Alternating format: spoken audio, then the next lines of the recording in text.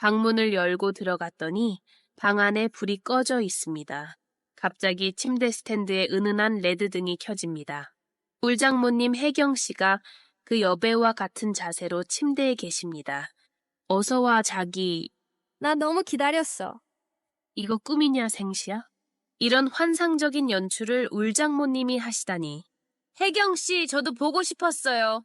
인간의 본능을 은밀히 조금씩 터치하는 혼자 보는 소설, 지금 바로 시작합니다.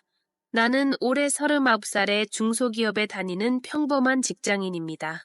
친구 소개로 만나서 3년의 연애 끝에 우리는 결혼에 골인했습니다. 아내는 커피 체인점 본부에서 까칠하고 잘 나가는 팀장입니다. 결혼한 지 3년이 되었지만 아직 아기는 생기지 않고 있습니다. 우리는 혼자 되신 장모님과 같이 3명이서 살고 있습니다. 장모님은 우리가 결혼할 때 혼자 살기 싫다고 같이 살자고 하셨습니다. 주택 마련할 돈이 없어 고민하고 있었던 채 장모님이 같이 살자고 제안해 주셔서 모시기는 척하고 받아들였습니다. 내심으로 강남 아파트에서 쾌적하게 살고 싶었습니다. 50대 초 반장모님은 일찍 사별하고 딸 하나를 키우면서 살고 계셨습니다. 장인어른은 한창 나이에 간암으로 돌아가셨다고 합니다. 집안의 유전이라 그렇게 몸조심을 했지만 어쩔 수가 없었다고 합니다. 잠시 몇 개월 한눈 파는 사이에 간암으로 발전했다고 합니다. 자신의 미래를 예감해서 장인은 열심히 재테크를 하셨습니다. 돌아가시기 전에 아내에게 강남의 아파트 한 채를 물려주셨습니다.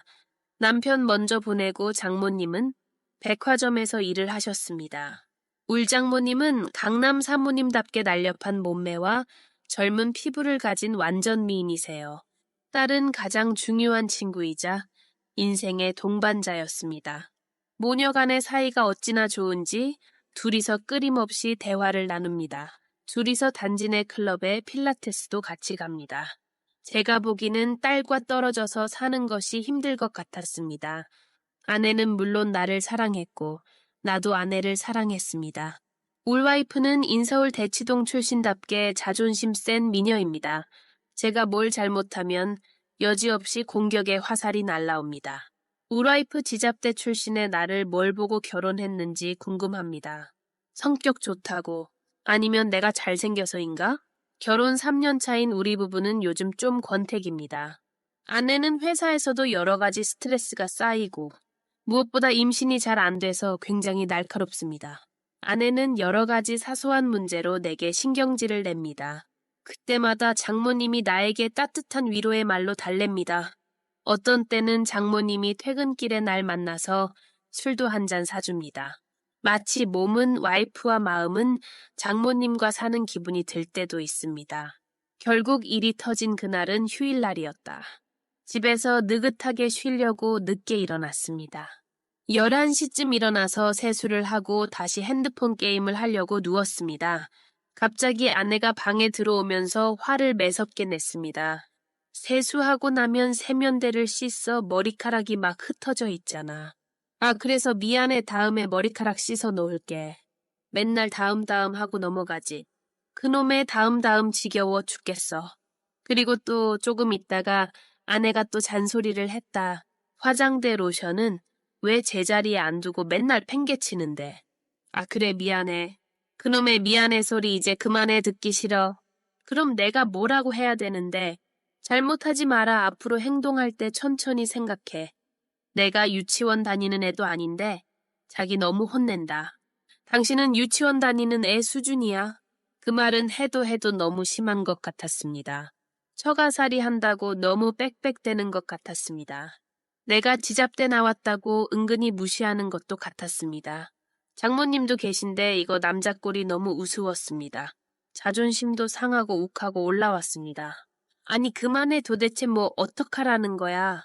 아니 이제 막 내한테 큰 소리까지 지르네. 엄마도 계신데 당신 수준이 너무 어리다. 그 말에 나는 도저히 참을 수 없어 욱했습니다. 당신 나를 너무 무시하네. 해도 너무하네. 이제는 더 이상 참기가 어렵네. 그렇게 한마디 하고 옷을 주섬주섬 입었습니다. 아내는 더욱더 폭발을 했다. 엄마 계신데 큰 소리 내지 말라는 게 그렇게 듣기 싫어. 그렇게 듣기 싫으면 나가. 그래, 나간다 나가 하고 문을 쾅 닫고 집을 나섰습니다.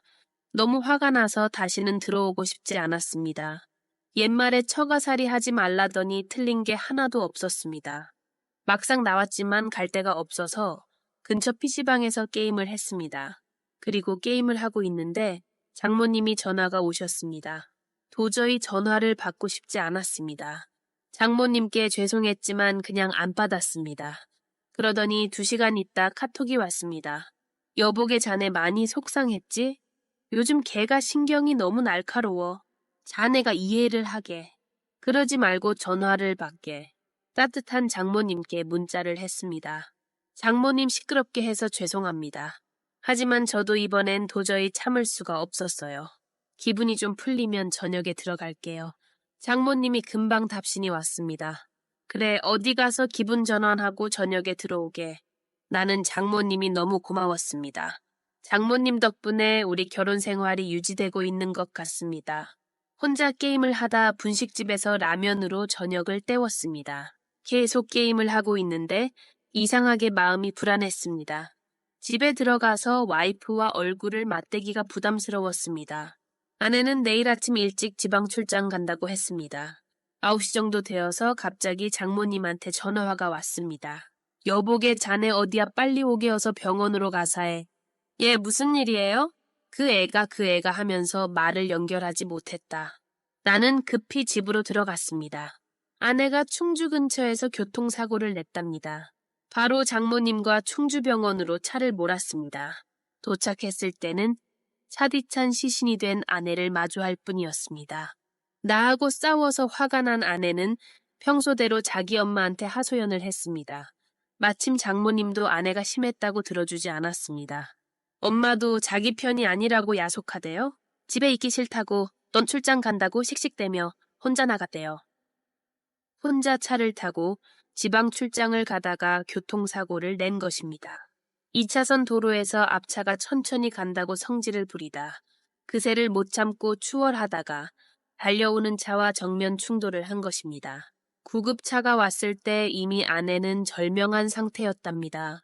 내 자신이 정말 미웠습니다. 조금만 참을 걸 그때 왜 큰 소리를 질렀어. 이런 사단을 만들었을까. 너그럽게 받아들이지 못한 나의 밴댕이 속이 너무너무 미웠습니다. 내 못난 성질이 이런 평생에 후회할 큰일을 저지르고 만 것입니다. 장모님의 절망은 이루 말할 수가 없었습니다. 아내는 장모님의 모든 것이었습니다. 장모님은 나에게 흐느끼면서 원망을 했습니다. 자네 그때 좀 참지 그래. 왜 그때 못 참았던가. 나를 붙들고 내 가슴 치면서 원망을 하셨습니다. 나는 죄책감에 아무 말도 할 수가 없었습니다. 아내 장례식은 간소하게 치렀습니다. 몇 대의 간암 유전으로 처가집에는 친척이 별로 없었다. 그렇게 아내를 보내고 빈집에 우리 둘만 남았습니다. 텅 빈 적막함만 흐를 뿐이었습니다. 이게 도대체 현실인가 실감이 나지 않았습니다. 불과 일주일 전과 지금이 너무 차이 났습니다. 인생이 한바탕 꿈이라더니 정말 맞는 말이었습니다. 아내와의 마지막 대화가 겨우 부부싸움이라니. 나갈게 그래 니 나가라 겨우 이 말들이었습니다. 작별 인사조차도 하지도 못한 그런 부부였습니다. 산다는 게 정말 무서웠습니다. 이 현실을 받아들이기가 너무너무 힘들었습니다. 이거 어떻게 받아야 되나 정말 말도 안 되는 현실을. 그리고 나는 장모님께 미안해서 고개를 들 수가 없었습니다. 하루하루가 고통스러운 시간이었습니다. 이 집을 나가야겠다고 하고 생각도 했습니다. 그날 내게 좀 참지하며 내 가슴을 두드리는 장모님을 생각하면 난 도저히 미안해서 그 집을 나갈 수는 없었습니다. 나 때문에 평생의 짝을 잃어버린 장모님이 너무 불쌍했습니다. 아내가 떠나고 둘만의 적막한 생활이 몇 달이 흘러갔습니다. 싸움의 도화선이 된 세면대를 볼 때마다 가슴이 아팠다. 세수하고 물 한번 뿌리면 될 걸 안 해가지고. 큰 침대에 혼자 누울 때 되면 아 너무 외롭다 이렇게 큰 줄 몰랐네. 내가 이렇게 가슴 아픈데 장모님은 얼마나 가슴이 아플까. 하지만 장모에게 다가서서 위로할 용기가 없었습니다. 저 불쌍한 장모님을 곁에서 지켜볼 뿐이었습니다. 오늘은 떠난 아내의 생일입니다. 아내가 있었다면 황홀한 저녁이 되었을 것인데 우울한 기분에 혼자 술 한잔 하고 싶었습니다. 하지만 혼자 계실 불쌍한 장모님을 생각하면 바깥에서 있을 수가 없었습니다. 퇴근하고 집에 와서 10시가 되었을까 장모님이 노크를 했습니다. 자네 술 한잔 하지 않겠는가? 이렇게 말을 걸어오셨습니다. 너무 고마웠습니다. 먼저 이렇게 제안을 해주셨어. 거실에는 내가 좋아하는 돼지고기 수육의 소주가 있었습니다. 자네 오늘 무슨 날인지 아는가 하고 장모님이 물으셨습니다. 나는 힘없는 목소리로 네 알아요. 오늘 그 사람 생일이죠. 그래 아는구만. 오늘 둘이서 술 한잔 하세. 우리 두 사람은 말없이 한 잔씩 두 잔씩 술을 비워갔습니다. 술 2병을 먹고 나서 장모님의 말을 꺼내셨습니다. 이서방 미안하네. 내 자네에게 가슴 아픈 말을 했지. 나도 잘 아네 자네 잘못이 아니라는 거. 그 애가 성질을 너무 까탈스럽게 부려서 그렇게 됐다는 걸. 하지만 그때는 자네를 원망하지 않을 수가 없었네. 이해하시게 자네가. 그 말을 하시는 장모님이 너무나 외로워 보였습니다. 가슴이 찢어지는 것 같았습니다.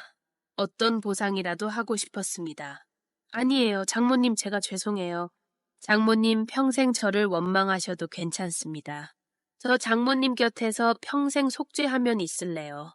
그러자 장모님이 내 손을 잡으시고 어린애같이 울음을 터득으셨다. 나도 장모님의 어깨를 껴안고 한없이 같이 울었습니다. 그날 이후로 우리 둘은 조금씩 대화를 하고 평상을 되찾기 시작했다.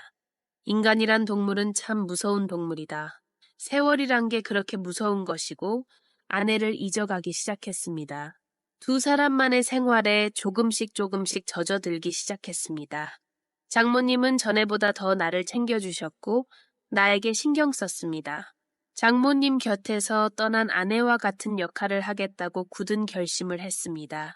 일가 친척과 형제가 없어서 마음 줄 곳이 없는 외로운 울장모 혜경씨. 아들이 되고 딸이 되고 남편도 되고 싶었습니다. 나이답지 않게 젊고 고우신 모습에 마음이 절로 이끌렸습니다. 주방에서 청바지 차림으로 저녁 차리실 때는 그 뒤태가 아찔했습니다. 시간이 흐르면서 자연적으로 나는 장모님을 좋아하게 되었습니다. 그저 그냥 나하고 비슷한 나이의 젊은 여성같이 생각도 되었습니다. 1년이 지나자 우리는 거의 친구와 같은 사이가 되었습니다. 일본 출장 갈 일이 생겨 일주일 집을 비웠습니다. 그런데 호텔에서 유료 비디오를 봤는데 장모님과 사위 주제였습니다. 갑자기 너무 보고 싶고 그 뒤태가 생각나서 견딜 수가 없었습니다. 망설이다 장모님께 과감하게 보고 싶다고 카톡했습니다. 아니 왜 이리 자네. 너무 보고 싶다니 뜬금없이. 사실 나도 자네 너무 보고 싶어. 그래요. 저 지금 밤 비디오 보고 있습니다. 장모님하고 똑같이 생긴 여자분이 나왔어요. 사진 찍어 보내줘. 너무 궁금해.